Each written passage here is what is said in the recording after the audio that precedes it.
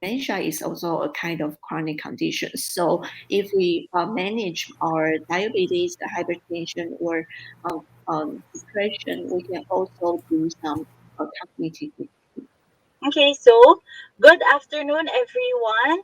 So I am Saita Romania, and I will be your moderator for this session. So this session is on occupational therapy in mental health. So for this session, we will have four presentations. So um, at this point, I am already asking for your patience that we might extend for a bit because we have four presenters. Each speaker will have 15 minutes to present and will be followed by a 15-minute question and answer portion. So if you have questions, you may type them already by clicking the Q&A box on the right side of your screens. Please make sure that you use the Q&A box rather than the chat box for your questions to the speakers. If you want to speak, please click raise your hand also on the right side of your screen. Wait for me to recognize you and to activate your microphone. So, before I introduce our speakers for today, I would just want to remind everyone that if you're going to do any social media postings of our event today, please use the hashtag APOTC 2021 Manila. Now, let's proceed to our presentations. Our first speaker is Chia Ying Wu from Taiwan. After graduating from School of Occupational Therapy and National Taiwan University, Wu obtained her master's degree in rehabilitation counseling from National Taiwan University. She is the National Taiwan Normal University rather. She is the occupational therapy team leader in psychiatry department and is the program director of the occupational therapy student clinical practice program of National Taiwan University Hospital. She is a reserve accreditation surveyor of accreditation of teaching hospitals of Joint Commission of Taiwan. So her presentation for today is entitled Beautiful Mind Club, an interprofessional collaborative group for people with mental illness in psychiatric clinic. It is my honor to introduce Ms. Chia Ying Wu.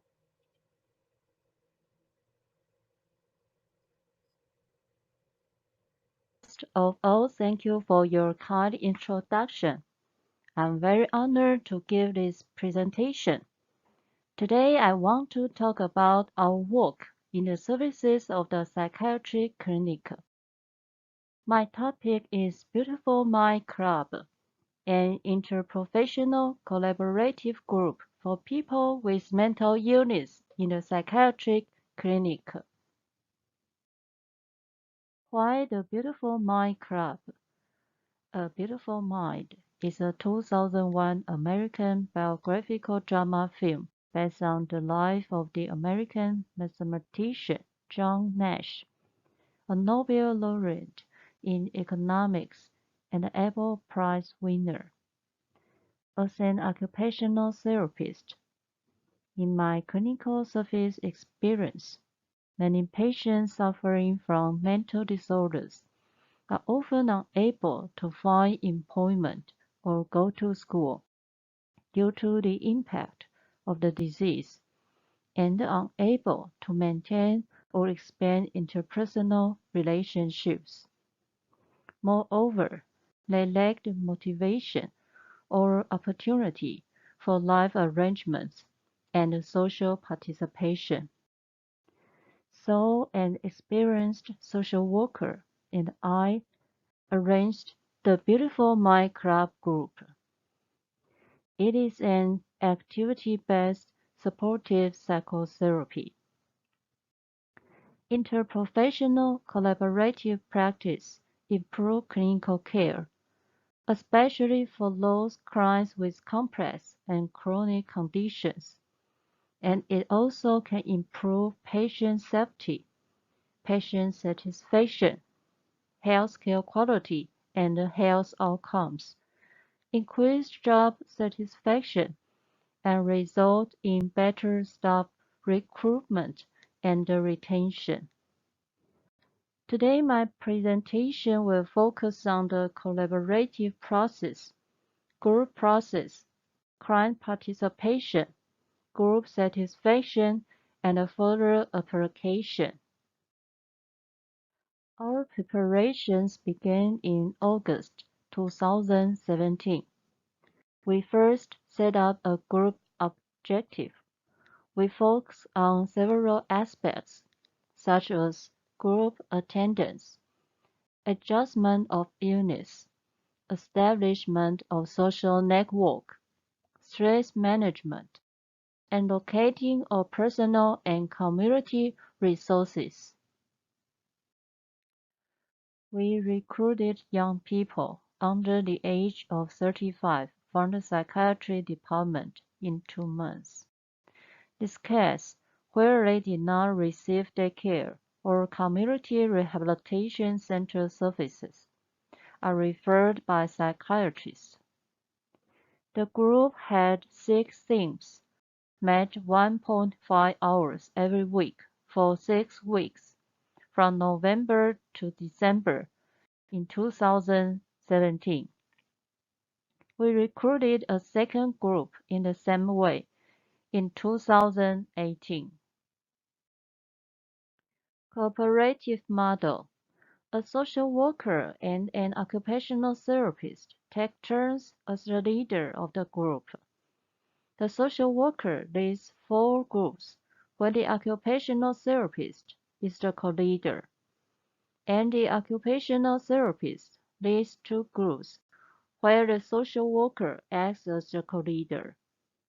Each group had a pre-meeting meeting to discuss the contents of the group activities, equipment preparation, and confirmation of the previous group record.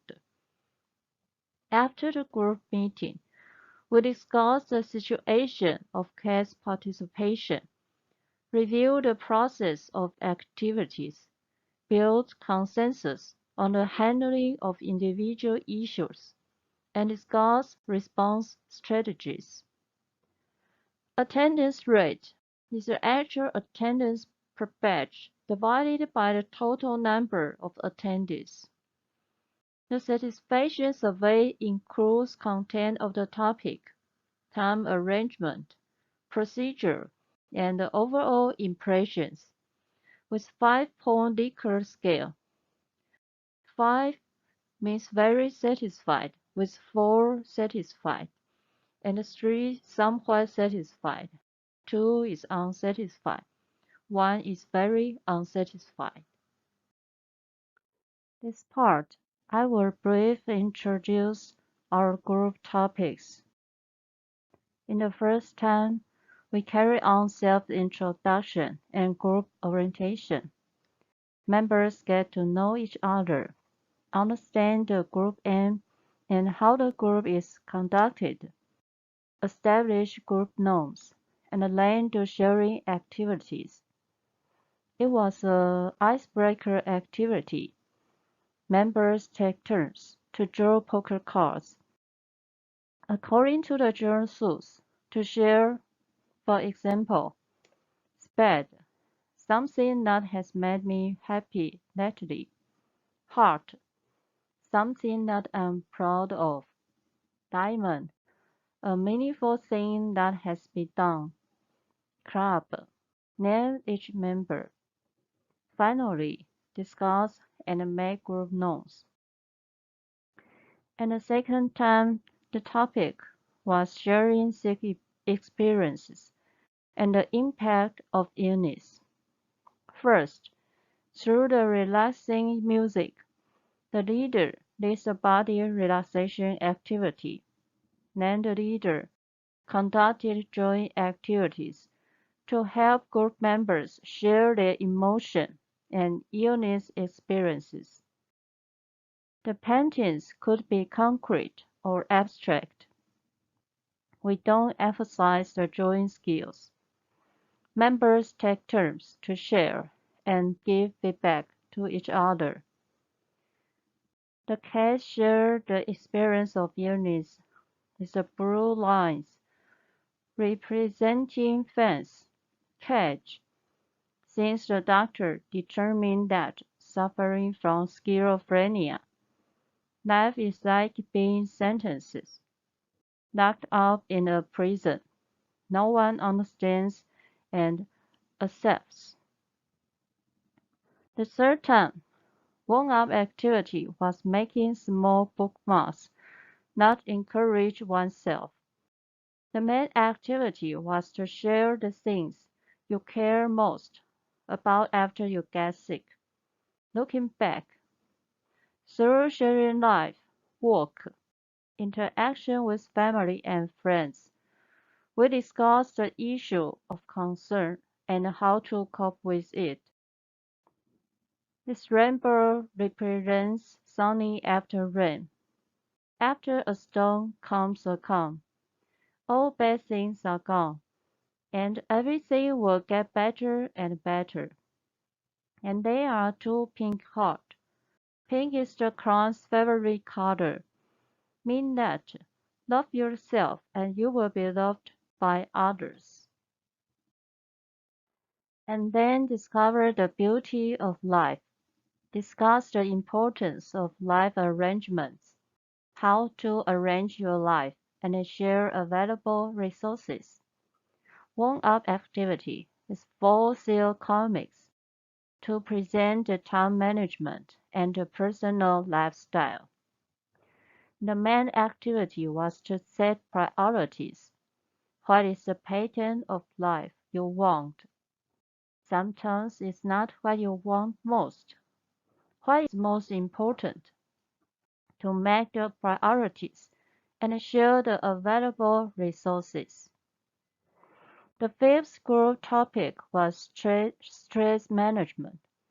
Discuss how to relieve stress and relax. First, write the tips to relieve stress on the blackboard. My activities was to share stress adjustment experiences. The last one was self-acceptance. Hug yourself, hug sunshine. Warm-up activity was to make New Year wish cards, learning the improvement and the positiveness of self. Main activity was the inventorying assets of oneself. Result: the first batch had 7 cats, 3 males and 4 females, and the second batch had 6 cats, 1 male and 5 females. 69% are diagnosed with schizophrenia, 23% with schizoaffective disorder, and 8% with bipolar affective disorder.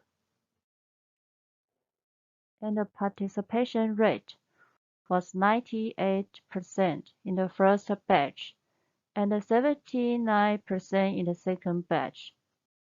Cases of absence were informed in advance that the reasons for the leave included temporary job opportunities, family events, cold fever, and some return work calls. And there are also lateness situations, including sleeping late and being affected by symptoms.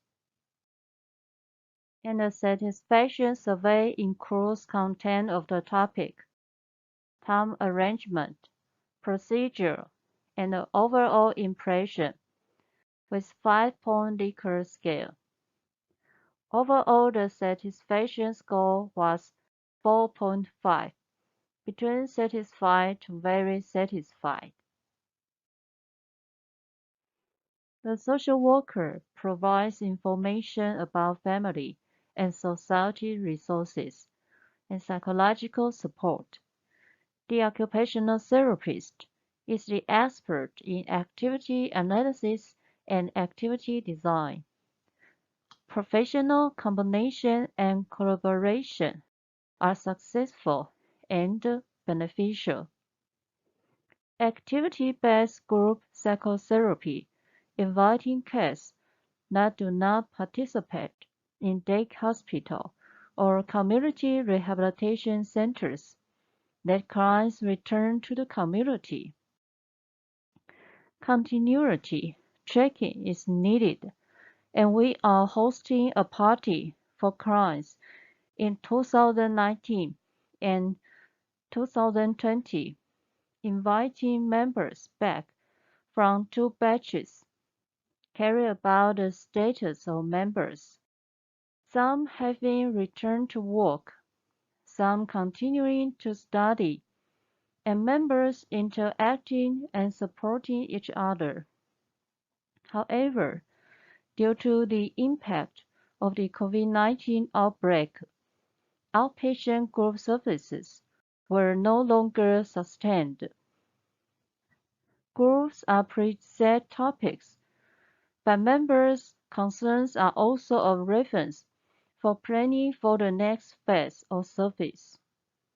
The suggested topics, including interpersonal relationships in workplace, communication skills, emotion and conflict management, and medicine education, are strongly recommended for further application.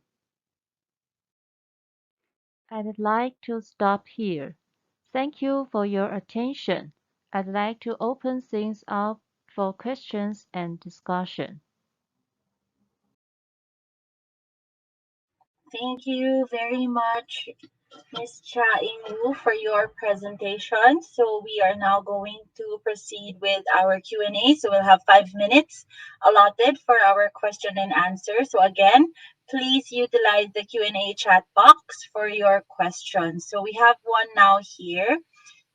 Thank you, Ms. Wu, for this presentation. May I ask, how was the program conceptualized and what OT framework did you use?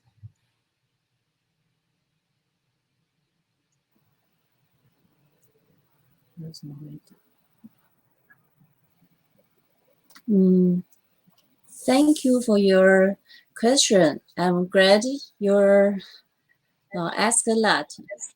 Mm, the program conceptualized actually is uh, from the social worker and we find that in our clinical experience, many patients they uh, maybe onset they admit to the acute ward and discharged from the hospital, but they cannot return to work or to the community. So we invite the patient is under 35 years, and we think through the activity-based psychotherapy is most important for the patient to establish the social network. And our framework, I think, is the acquisition frame of reference is our framework. Is that can answer your question?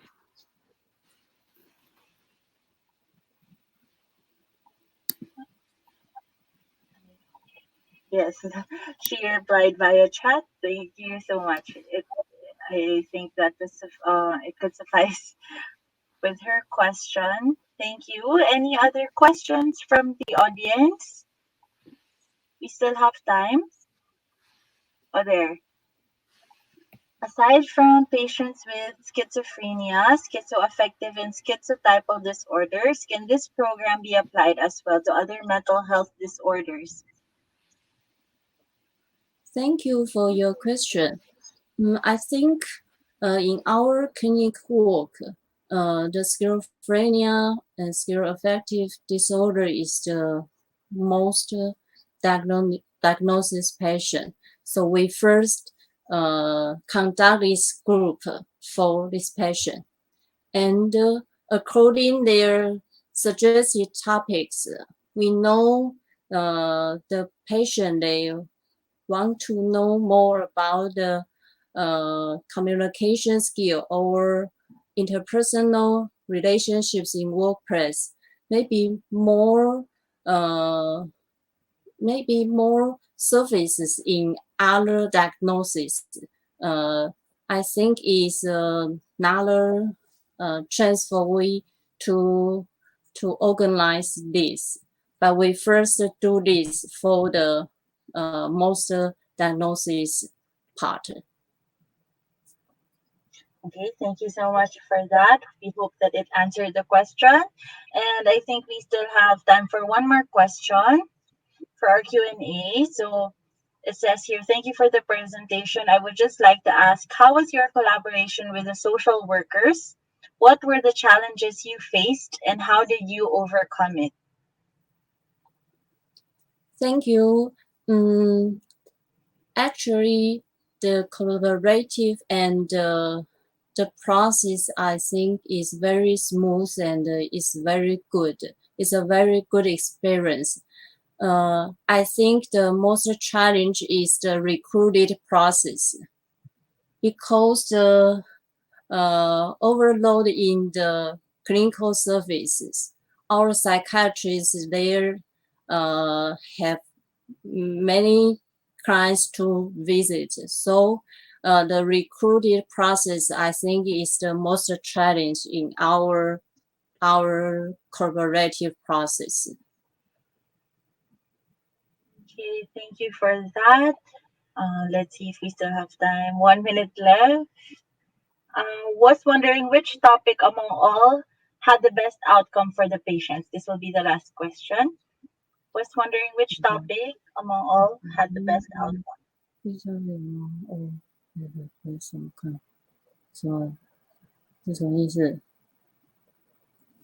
among all had the best outcome for the patient. Okay. Thank you. I think the topic is the skill illness, sharing the skill, sick illness experience. They in the group they have the same experience. They, as I mentioned earlier, the patient through his painting, as he diagnosed with schizophrenia, he felt that the family and the friends were no acceptance for him. So I think the sharing the illness experience, and they know that many patients have the same experience, and so they supportive each other. I think is the most topic that I think the outcome is for that. Okay, thank you so I much try for my best to express. Sorry. yes, we understand. Thank you so much for your presentation and for your answers. So again, for the audience, if you have other questions that you might want to ask Miss Chia Ing Wu, you can send it to her via direct message. Okay, so we can Thank now proceed you. to our next speaker. Thank you again, Miss Wu. Thank you. Okay, so our second speaker is Mr. Michio Maruta from Japan. Michio Maruta is an occupational therapist engaged in convalescent rehabilitation and older aged occupational therapy and belonging to the doctoral program, Graduate School of Health Sciences, Kagoshima University. His presentation is entitled Associations Between Depressive Symptoms and Satisfaction with Meaningful Activities and Frailty in Community Dwelling Japanese Older Adults. It is my honor to introduce Mr. Michio Maruta.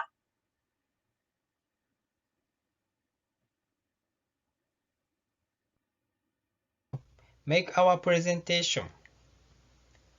I would like to talk about associations between depressive symptoms and satisfaction with meaningful activities and frailty in community-dwelling Japanese older adults. My name is Michio Maruta. I'm with Okatsu Hospital.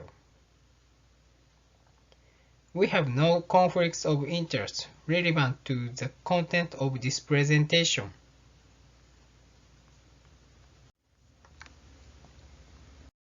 Now, I'd like to start with some background. Depressive symptoms and depression are some of the most common mental health problems in older adult populations. In the literature, 8 to 22% of community-dwelling older people experience depressive symptoms, and that leads to a variety of worse health-related outcomes. Therefore, the treatment and prevention of depression remain public health priorities, and prevention strategies to reduce adverse outcomes associated with depressive symptoms are crucial to these efforts. Rarity is also a common geriatric syndrome and is associated with the incidence of depressive symptoms.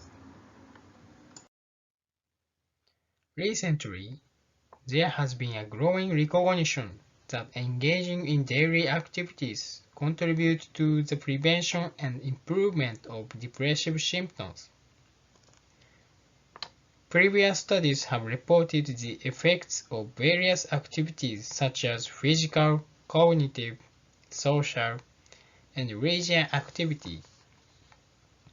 Engaging in personally valued activities are also beneficial for well-being in older adults, and WHO also states its importance. Additionally, satisfaction with activities is related to depression and subjective well-being.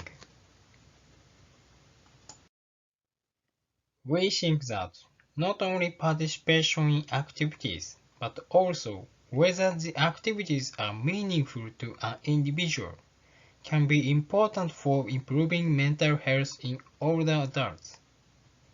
However, few studies have focused on the personal value of the activity. Therefore, our main objective was to investigate the associations between depressive symptoms and satisfaction with meaningful activities and clarity. In the next few slides, I'll talk about the research methods.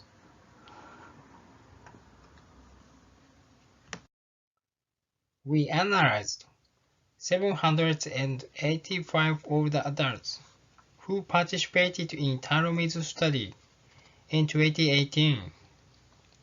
We excluded those with a history of dementia and use of psychotropic drugs. Taromi's study is a community-based health check survey in Taromizu City, Kagoshima Prefecture, Japan. This health check is attended by residents in Taromizu City who are aged 40 years or older. The aging rate of this city is over 40%. Next, I will explain the assessment scale. We used the GDS-15 to assess depressive symptoms, with a score of 5 or higher, defined as depressive symptoms. We operationally defined meaningful activities as the activities that individuals consider important in their current daily lives. We used Aid for Decision Making in Occupation Choice, AIDOC, to assess meaningful activities. AIDOC is an iPad application developed to identify meaningful activities for clients in rehabilitation. AIDOC is primarily used for goal setting with clients, but we used it as a tool only to investigate activities. The activities in AIDOC are depicted by 95 illustrations related to the activities and participation included in the International Classification of Human Functioning, Disability and Health (ICF). Such activities are categorized as follows: self-care, mobility, domestic life, work education, interpersonal interaction, social life, sport, and leisure. Participants selected up to 5 activities from a list of 95 activities in ADOC through face-to-face interviews. Then, the participants rated their satisfaction with each activity on a scale of 1 to 5, and their performance on a scale of 1 to 10. We examined the activities that participants considered as the most meaningful.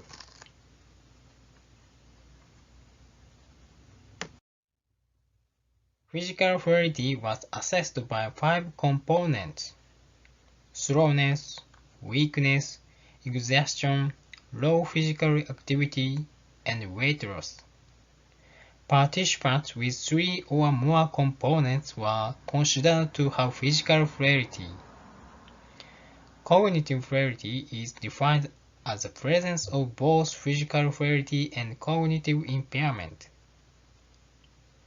Physical fluidity in this case was assessed by walking speed and grip strength. Cognitive function was assessed with the National Center for Geriatrics and Gerontology Functional Assessment Tool, an iPad application. Social fluidity was assessed by Makizako's 5 questions: living alone, going out less frequently compared with the prior year, visiting friends sometimes, feeling helpful to friends or family, and talking with someone every day. Participants with 2 or more components were considered to have social fluidity. We also collected data on age, gender, BMI, education, and medication as covariates.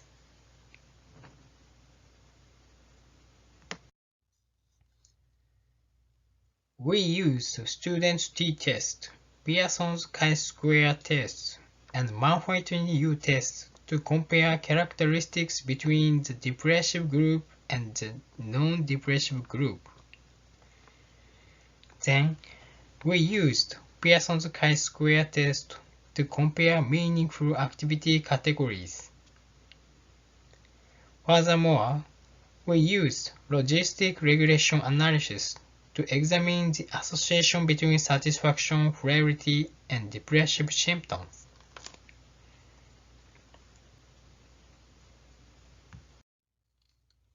Now, I'm going to move on to the results. This table shows the characteristics of the participants. Participants with depressive symptoms were older, had lower levels of satisfaction and performance for meaningful activities, and had higher rates of physical and social fluidity than those without depressive symptoms.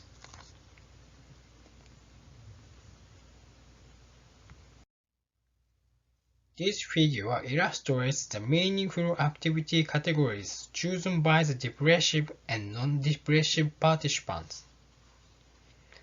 Participants often choose leisure activities, interpersonal interactions, and domestic life. There are no differences in activity choice between the depressive group and the non-depressive group.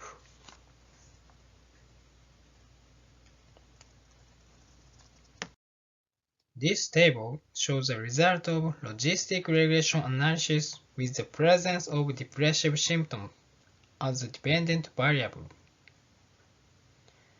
Activity satisfaction was significantly associated with depressive symptoms after adjusting for covariates. The results were similar for physical and social fluidity.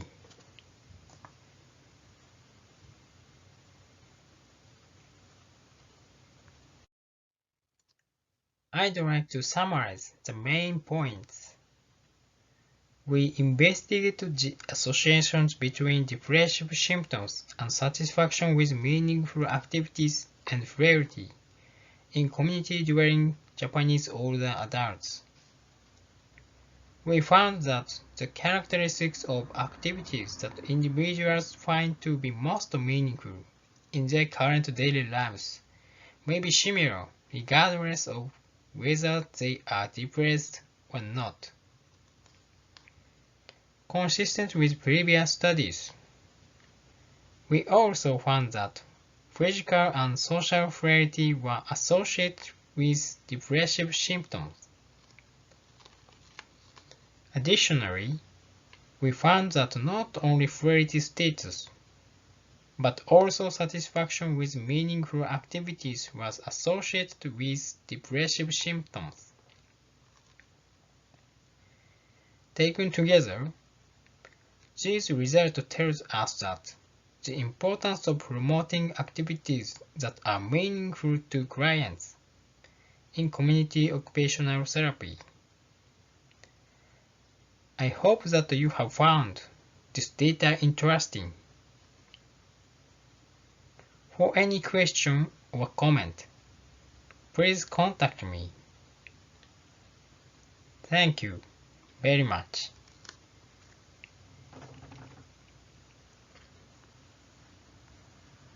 Okay, so thank you, Mr. Michio Maruta, for your presentation. Unfortunately, he will only be able to answer your questions via direct message. So please send him a direct message if you have any questions about his presentation. Okay, so we are now going to proceed to our next speaker. Our third speaker is Pei-Chi Fiona Su from Taiwan. Pei-Chi Fiona Su is from the Department of Occupational Therapy, National Taiwan University. Her presentation is entitled Delaying Cognitive Decline Occupational Based Lifestyle Intervention for Community Dwelling Older Adults in Taiwan, a pilot study. So it is my honor to introduce Ms. Pei-Chi Fiona Su. So Miss Sue, you are given 15 minutes to present your study there. Okay, you'll share your screen. You're on mute. Yeah. Hi everyone, I'm Fiona Pei-Chi Su, and I'm going to share my screen with you.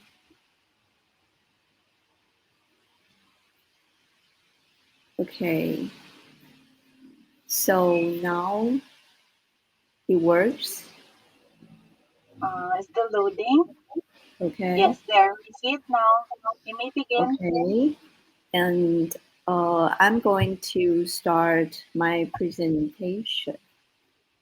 Okay, Mhm. so you're given 15 minutes and we'll just prompt you for your time remaining.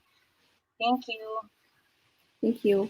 Uh, now now can see the screen, right? Yes, Yes. yes, we Yes. can see. Let me use.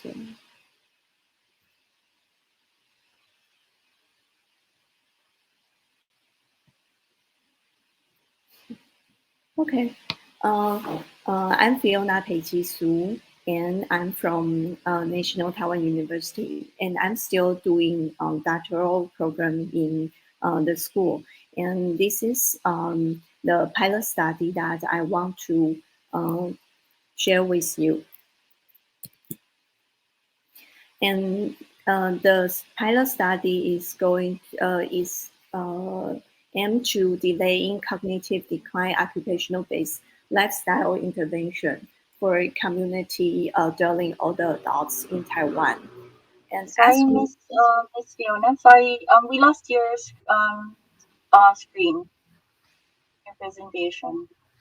my presentation here, Yeah, can I do we this? lost. Kindly reshare your screen. Okay, one more time. Is that okay? Is that okay? Yes. Yes. Okay, thank you. And as we can see that we lately we talk about promoting health, well-being, and quality of life in occupational therapy. And it's we are under a paradigm shift that before we usually work in hospital, but now we work in community a lot. And the subject that we serve is usually that with very disease or disabilities. But now we also treat people with chronic conditions. Is that people are getting older and older, and the intervention that we change our mind to rehabilitation into health promotion. So I think in the future that it is very important to shift our mindset into the health promotion. And I think when we look into the literature, we can understand that there are two kinds of very popular and worldwide group-based intervention in the community, and which is self-management, and the other is lifestyle intervention. Self-management usually used in the chronic condition, and the lifestyle intervention is OT program. And I think we can look into the systematic review that 2012 from AJOT, they categorized these kind of programs, interventions for community dealing older adults into several kinds. One is occupational therapy programs, which the most famous is lifestyle redesign. And the other is health education program and self-management program and program targeting specific skills. And so I think that there are several kinds, and the most generalized is lifestyle redesign and CDSMP. And CDSMP is a peer-led program. And we can also look into the 2018 systematic review also from AJOT, and they categorize this kind of intervention into four kinds, which is also standard and modified Stanford chronic disease self-management program, which is CDSMP, and other than this, and individual intervention and combined group and individuals. So in this study, we want to also combine this kind aim to delay our cognitive function. So we can look into the contents that how to reduce the risk of the cognitive decline and dementia from WHO guidelines. It said that we need to do some intervention from about physical activity or tobacco cessations or nutritionals or intervention for alcohol use disorder and cognitive interventions and social activity. And others were some management of chronic conditions. And I think that dementia and cognitive decline is also a kind of lifestyle related syndromes here. And so I think the management with cognitive decline, with the chronic condition is also can prevent the cognitive decline. And I think that the concept is like that. So our study is aimed to investigate that whether a design of occupational based lifestyle intervention and combining the various contexts mentioned by WHO can delay cognitive function decline of community dealing older people. And this is our objectives. And the method, because this is a pilot study, and in my clinical practice, and we design a program and in a community, and which is pre-test and post-test design. And the subject that we recruit over 6-year-old community dealing elderly people, and who diagnosis with dementia were excluded. And the intervention is one closed group, and which prolonged 18 weeks, and each week lasts 2-hour group, and there is no individual session since we know that like lifestyle redesign it contains individual session, and but here we don't. And we co-lead by an occupational therapist and a social worker, and we incorporated different lifestyle aspects suggested by WHO guidelines, such as physical activity and so on. And the outcome measure is MOCA, Montreal Cognitive Assessment, and the other is about self-efficacy. It's general self-efficacy scales. We want to see that if it's really can delay our cognitive decline. We can look into the themes of lifestyle aspects. These are 18 weeks, and each week we discussed a theme about lifestyle, and we want to lead the group member to understand their own life and their health and how they self-analysis and do some action to promote their own health. And so the first we do orientation about the dementia prevention, and then we discuss many basic aspects, themes like physical activity, exercise, diet, sleep, chronic disease and medication, and cognitive function intervention. And others were like emotional pressure management or spirits or time and communication or leisure and so on. And in the end, we do outing. Uh, the previous week we will do a planning about outing, and then the next week we go out to do some direct experience. So our strategies using here, we we use the lifestyle redesign model and four strategies such as didactic presentation, personal exploration, direct experience, and peer exchange. And we also added some coaching strategies such as goal setting and action planning and problem solving. And we think it is important and maybe can replace the individual sessions. Let's see the result and discussion.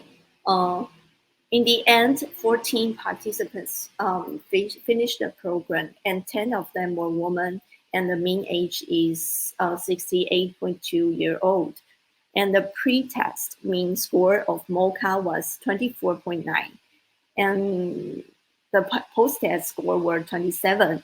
I think it showed a significant improvement, and the most progress is 7, and I think which is very prosperous, and this is -1. When it comes to the self-efficacy scale, the pre-test and post-test were 13, 30.5 and 30.4, and which is no significant difference. I think that is a little bit pity.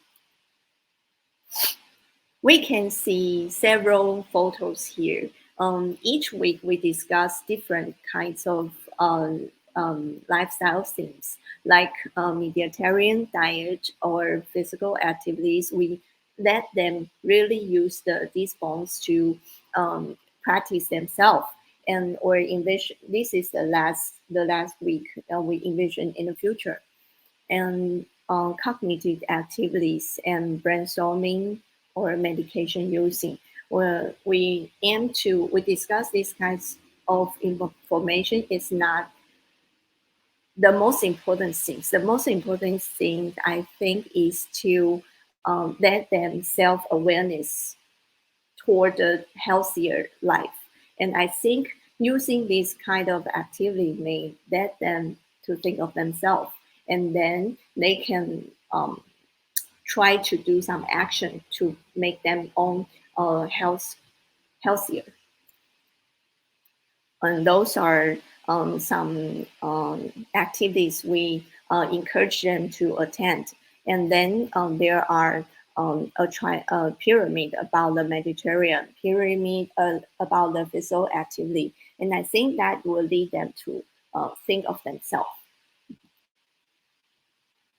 And this is this is the outing, and the outing we plan as we talk about it just now, that we do some planning, and the planning will let them to think of the schedule or the transportation or the time or where they want to go and with whom.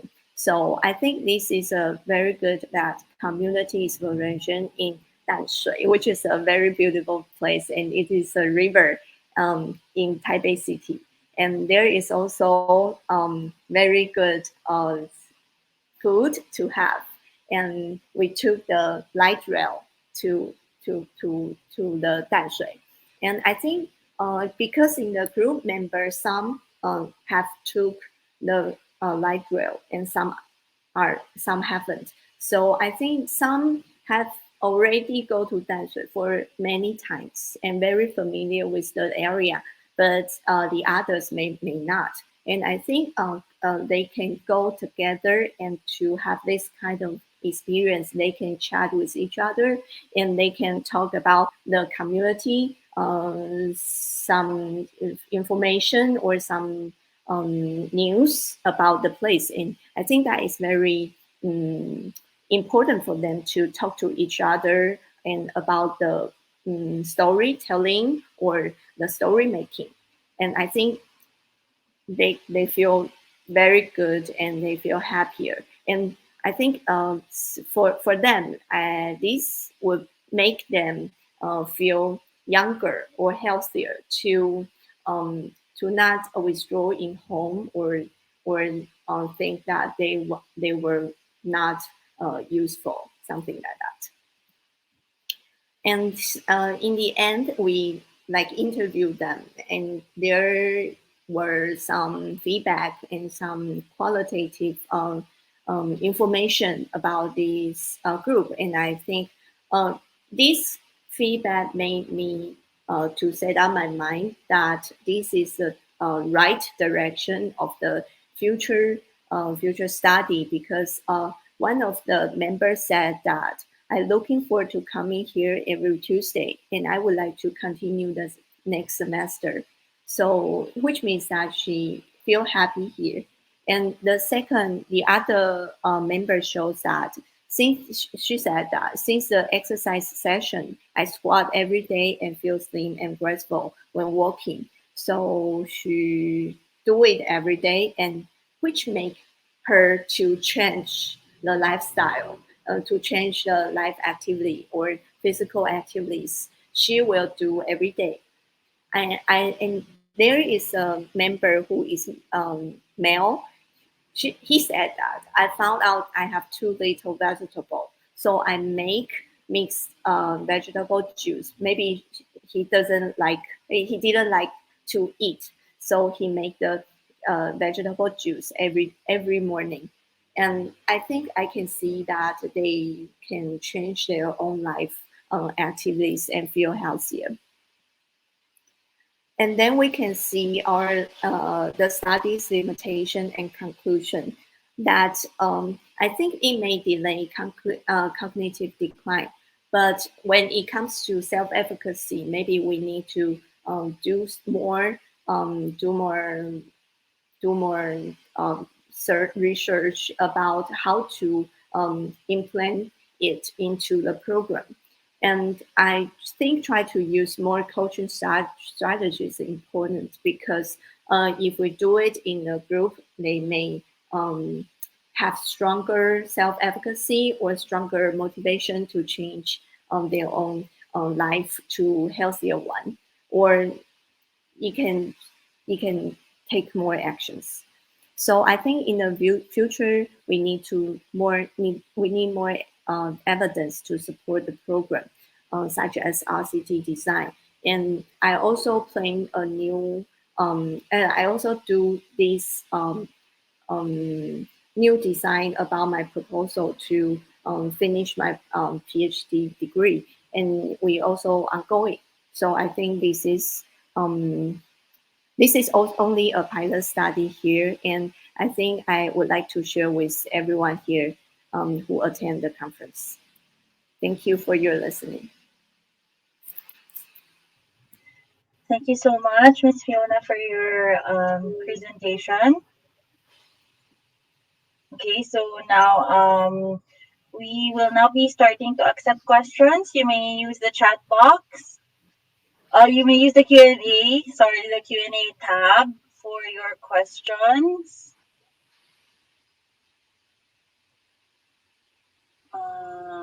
There, here we have very interesting program with abundant intervention, Fiona. Was there a trend on the change of cognitive scores in terms of delay and cognitive decline? Is there any way we can tease out which component in the intervention actually contribute to any positive changes in the MOCA scores? In terms of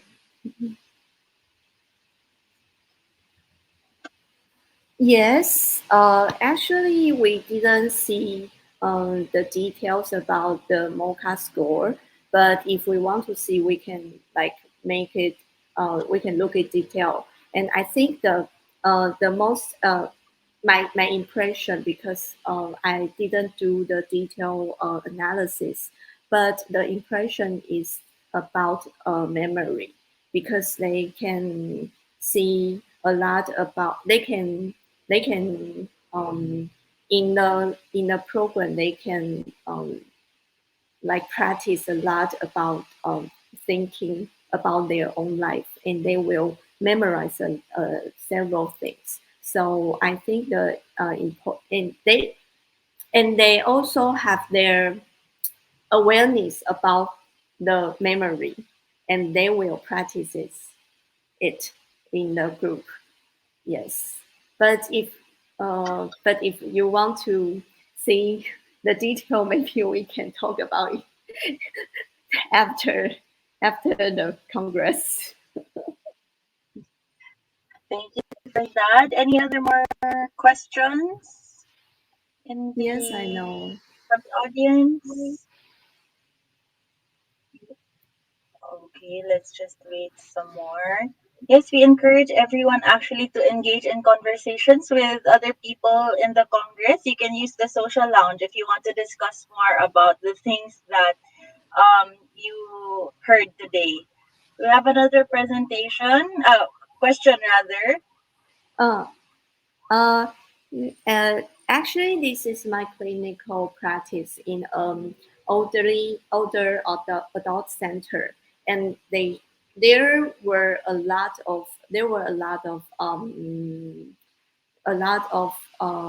programs such as calligraphy or reading or English classes. And this is the one of them, the elderly people center classes there. And they can sign up and they can roll into the program, and then we do this kind of program intervention. So this lasts for 18 weeks because in our Taiwan um, Taiwan's in Taiwan school a semester lasts 18 sessions. Yes, so there actually no some founded, but the the center very supportive to to let me to do this kind of program. Yeah. Okay. Okay, one last question.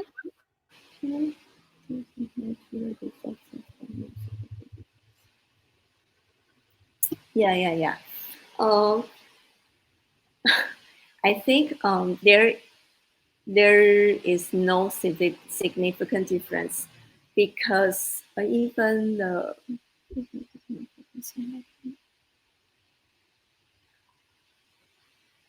yeah yeah in the group we did do some self analysis, but um, maybe I think the portions is not that much because this is our first try, and we talk many about the information, and then we want them to think of themselves, and then we did do some action planning. we ask the members to talk about their plan for the following week. What would they like to do? But in Taiwan, our older adults not very familiar with this kind of goal setting or action planning. So we need to like teach them how to do this kind of work. And I think we need, if we, the next study we need to do this kind of intervention, we have to maybe have sessions to let them understand how it works. Yes, I think that is maybe is in the future we need to improve. Does that So answer your question? hopefully it does. So Yes. uh, Next study. unfortunately, that's all the time that we have for the Q&A. But again, for the audience, you may send a direct message to Miss Fiona. So please just check your message tab, Miss Fiona. Maybe they are sending their questions to you. So Okay. you may still send your questions directly to the speaker. And now we are going to move on to the next presenter. Thank you Yes. so much, Thank Miss you. Fiona. Thank you so much. Okay. So our fourth speaker now is Miss Tsu-Ting Chen from Taiwan. Tsu-Ting Chen is from the Department of Psychiatry, Kaohsiung Changgong Memorial Hospital and Changgong University College of Medicine in Kaohsiung, Taiwan. Her presentation is entitled Efficacy of Virtual Reality, Walking Activity, and Short Message Service for Patients with Schizophrenia, a Pilot RCT. So it is my honor to introduce to you Ms. Chen. So you're given 15 minutes for your presentation. You may start sharing your screen now, ma'am.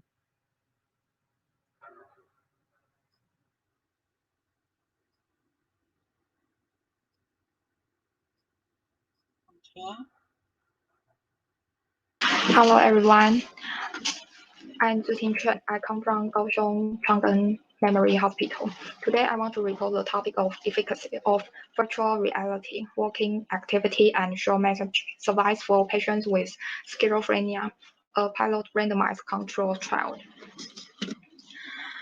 Prevalence and symptoms of schizophrenia. Schizophrenia is a serious psychiatric disorder with problem of cognition, behavior, motivation, and emotions. The lifetime prevalence of this disorder is just below 1%. Psychotic patients tend to have poor health behaviors, including sedentary lifestyles, unhealthy style, which may increase their risk of obesity, metabolic syndrome, diabetes, coronary heart disease, hypertension, and tend to have low levels of cardiorespiratory fitness and shorter life expectancy than general population. Physical activity has a positive impact on the somatic comorbid disease in patients with schizophrenia, as well as on their general health and expectation of life. Virtual reality (VR) as a new technology for implementing creative treatment in mental cognition and motor rehabilitation. VR exercise has gained popularity and been given the compatibility with traditional exercise machines such as treadmills or bikes. VR exercise will also allow patients with schizophrenia to enhance their motivation for rehabilitation and participation in activities. Using SNS short message service reminder was successful in increasing weight loss and increasing physical activity.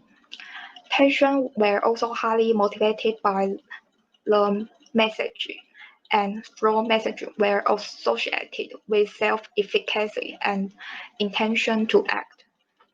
SNS as an intervention is promising and convenient for healthy outcome. Rationale. There have been no comprehensive study to report the efficacy of VR exercise on patients with schizophrenia. There are a few studies of the SNS as interventions to help patients to improve the motivation of participating in physical activity. The aim of this study was to investigate the efficacy, usability, and feasibility of VR walking activity combined with SNS or physical fitness and physical activity participation for patients with chronic schizophrenia. Method. Participants were recruited from a daycare ward of a medical center in Taiwan. Participants met the following criteria. First, diagnosis of schizophrenia. Second, age between 20 to 65 years. Third, stable mental symptoms. Fourth, ability to understand and speak Chinese. Fifth, working independently without high risk of falls. The exclusion criteria were first, diagnosis with severe seizure or cardiovascular disease that would not afford moderate to high intensity exercise. Second, suffering from physical disabilities that would affect range of joint motion or balance. Third, severe cognitive disability that would not follow instruction. Design. This is a pilot randomized control trial. A set of computerized random numbers were used for randomization to experimental group or control group at the initial base ratio 1. Experimental group were randomized into two groups, VR plus SNS and VR group, by assignment of sealed envelope after the intervention. The VR walking activity were conducted by one occupational therapist who was not blind. The rater was an occupational therapist who was blinded to subject's intervention group assignment. Due to the nature of the intervention, the subjects could not be blind to their group assignment, but they were asked not to reveal their assignment to the rater. Procedure. Subjects in the two experiment groups, VR plus SNS and only VR group, respectively, receive warm-up for 10 minutes, at least 20-minute VR treadmill walking activity, and then cool down for 10 minutes. The sessions were performed once daily, Monday through Friday in 4 weeks. Subjects in the control group would continue their usual daily activity. After 4 weeks intervention, all groups were verbally encouraged to keep walking or do other physical exercise. However, subjects in VR plus SNS group would receive additional SNS messages. Intervention. VR walking activity.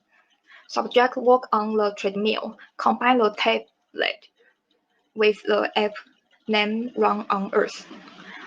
The app uses detailed information about geographically regions and sites around the world by Google Maps, which provides street views and change slope of the treadmill along with route change. Therapists would choose suitable route near patient's house. The street view was projected to screen ahead of treadmill. Subjects would experience a realistic walking in community.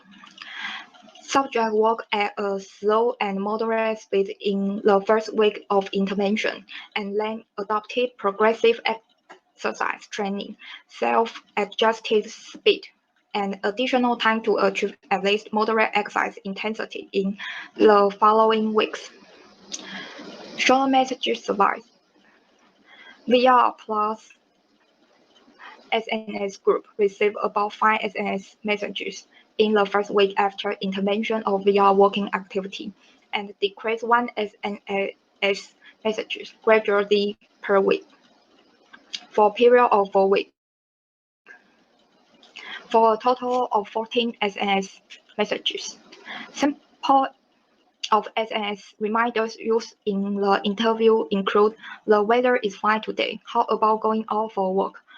Subjects were required to reply the messages.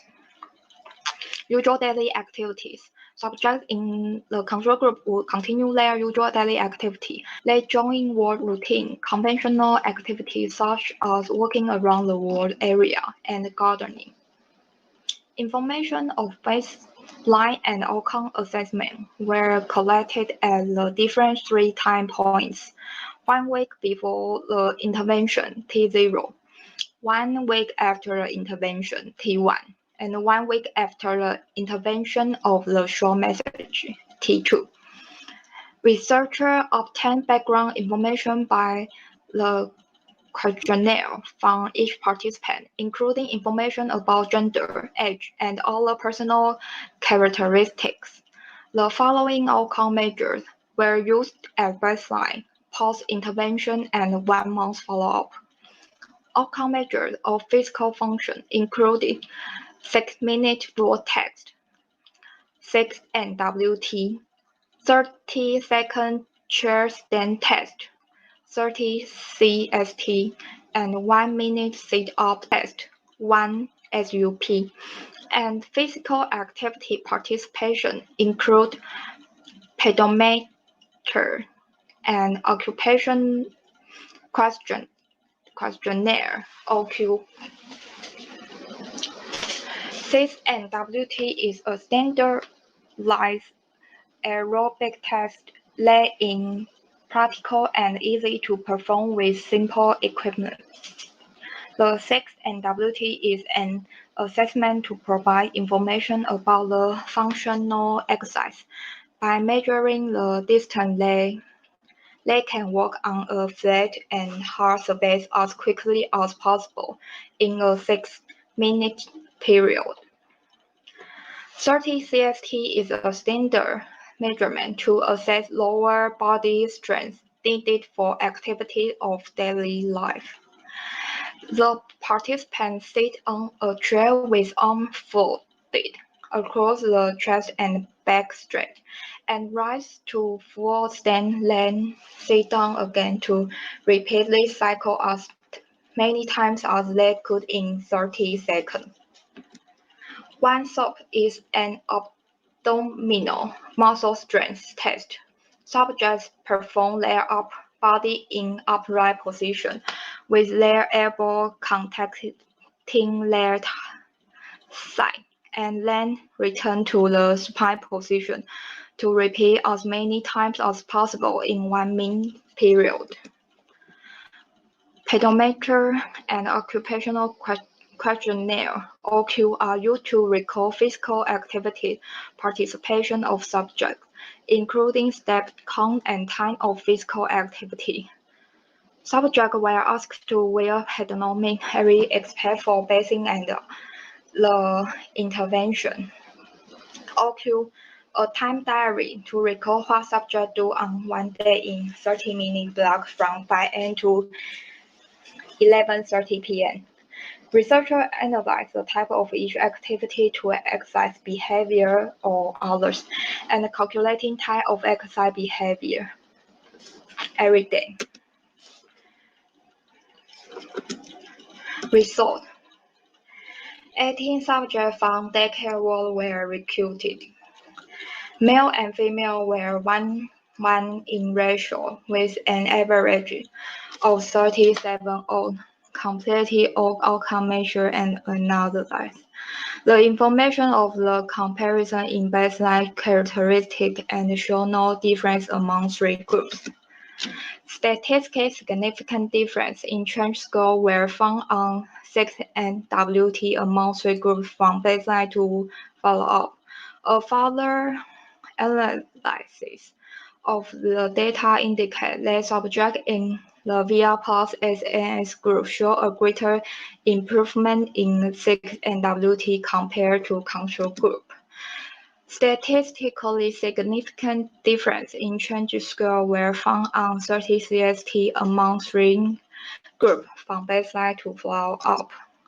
There were no statistically significant difference in exercise times on weekday among 3 groups. Statistically significant difference in change score were found on step count of weekday exercise among three groups from baseline to follow-up. A further analysis of the data indicate that subjects in VR plus SNS group show a greater improvement in step count on weekday from baseline to follow-up.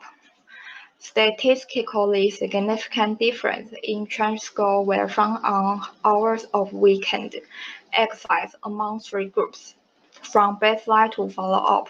A further analysis of the data indicate that subjects in the VR plus SNS group show a greater improvement in time of exercise on weekday from baseline to follow-up.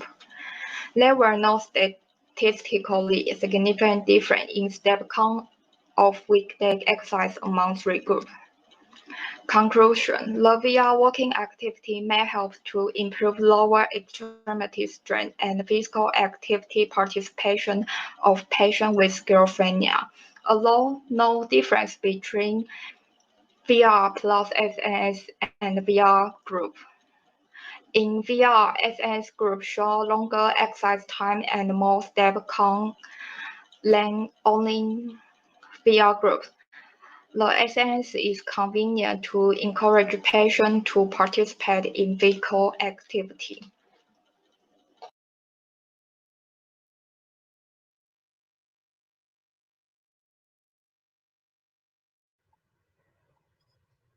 Thank you so much for your presentation, Ms. Tsu-Ting Chen. So the floor is now open for some questions. So you can now send them in your Q&A box. Okay.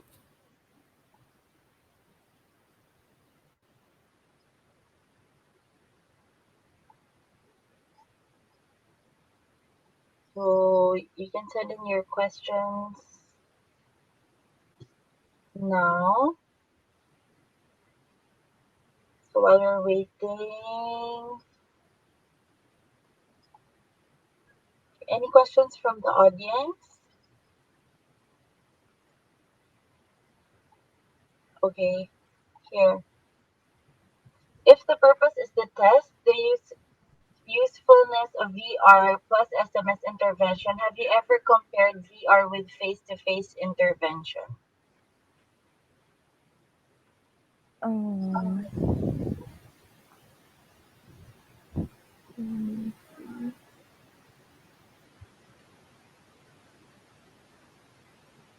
no, I have never compared VR group with control group, and I will consider this issue to my further study. Thank you. Okay, thank you for that. Any other questions?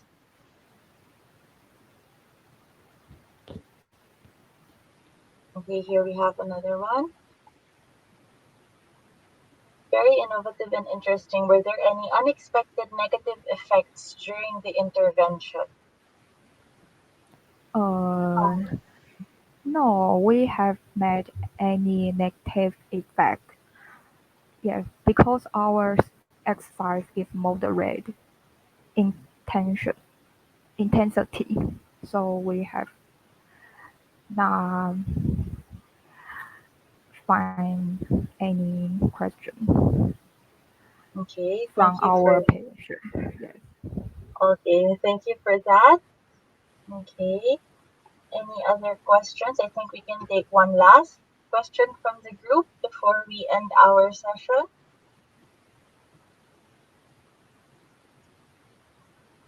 Any other questions from the audience? 2 minutes left for Q&A.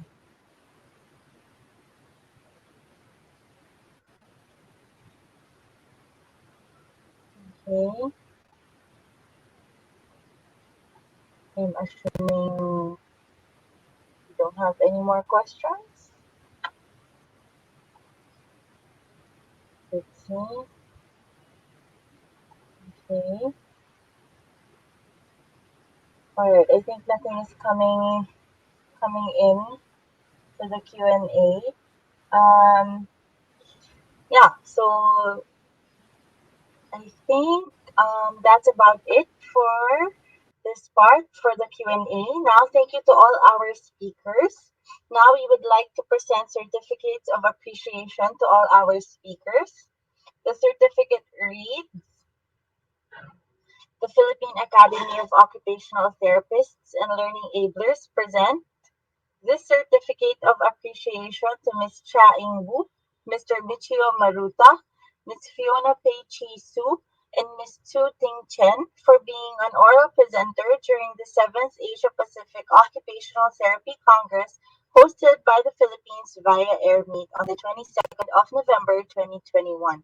Signed, Roland Lyle Duque and Arcel Rosario Gozon, co-conveners, and Dr. Anthony Gracia, President, Philippine Academy of Occupational Therapists. Thank you again to our speakers. So thank you everyone. Apologies that we took over your break time, and we hope we see you on the next breakout session. Thank you.